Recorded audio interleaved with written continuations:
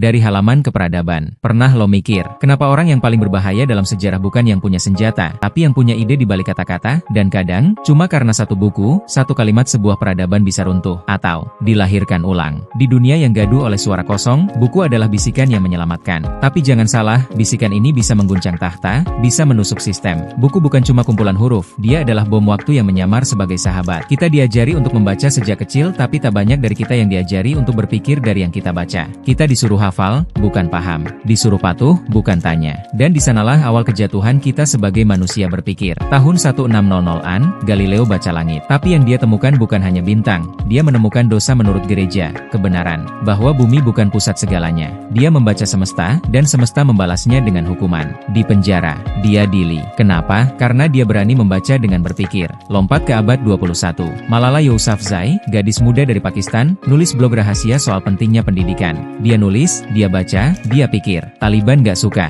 dia ditembak, tapi dia hidup. Dan dengan luka di kepalanya, dia bilang ke dunia, satu anak, satu guru, satu buku, dan satu pena bisa mengubah dunia. Cuma karena mereka membaca dan berpikir, mereka diburu. Lalu, lo pikir lo aman? Sejarah membuktikan, orang yang membaca dengan benar selalu berbahaya. Bukan karena mereka sok pintar, tapi karena mereka mengganggu ketenangan palsu. Mereka nanya hal yang dianggap tabu. Mereka nemu lubang di narasi penguasa. Dan mereka berani bilang, ini salah. Dari Uni Soviet sampai Orde Baru, dari Fahrenheit 451 sampai kampanye hoaks hari ini, musuh utama rezim itu satu, orang yang bisa mikir sendiri. Dan itu lahir dari membaca yang tak hanya mengejar, tapi mencerna, meragukan, lalu menyusun ulang dunia di kepalanya. Hari ini, kita dibombardir informasi bukan kekurangan bacaan, tapi kebanyakan. Tapi ironisnya, makin banyak yang dibaca, makin sedikit yang dipahami. Karena kita diajari scrolling, bukan berpikir. Diajari nge-like, bukan bertanya. Kita jadi konsumen, bukan pencipta makna. Baca bukan buat jadi pintar, tapi buat jadi sadar. Dan sadar itu sakit. Tapi cuma orang yang sanggup nahan sakit, yang bisa berdiri di tengah kebisingan dan berkata, saya ngerti, dan saya gak bisa diam. Neurologi bahkan udah bilang, orang yang membaca aktif, otaknya lebih kompleks. Bagian yang bertanggung jawab untuk empati,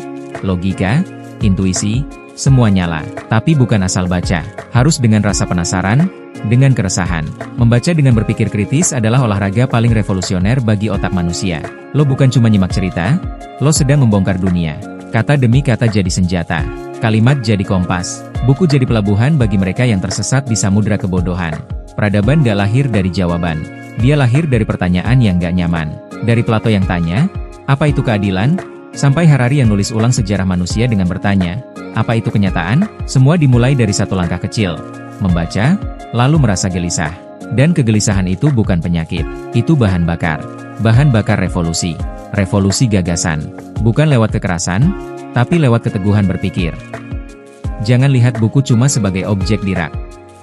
Lihat dia sebagai peluru ide, yang kalau ditembakkan ke otak yang siap, bisa meledakkan dunia lama, dan membangun dunia baru. Itulah kenapa para diktator membakar buku. Kenapa rezim membungkam jurnalis.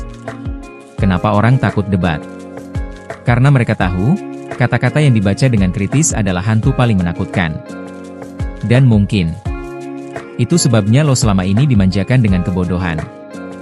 Biar lo nyaman. Biar lo nurut. Biar lo nggak pernah nanya, kenapa gue percaya ini? Kalau hari ini lo masih bisa baca, lo masih punya senjata. Tapi kalau lo baca tanpa mikir lo cuma jadi zombie intelektual. Hidup, tapi gak ngerti kenapa. Jadi mulai sekarang. Jangan cuma baca buat tahu. Baca buat mikir. Baca buat ragu.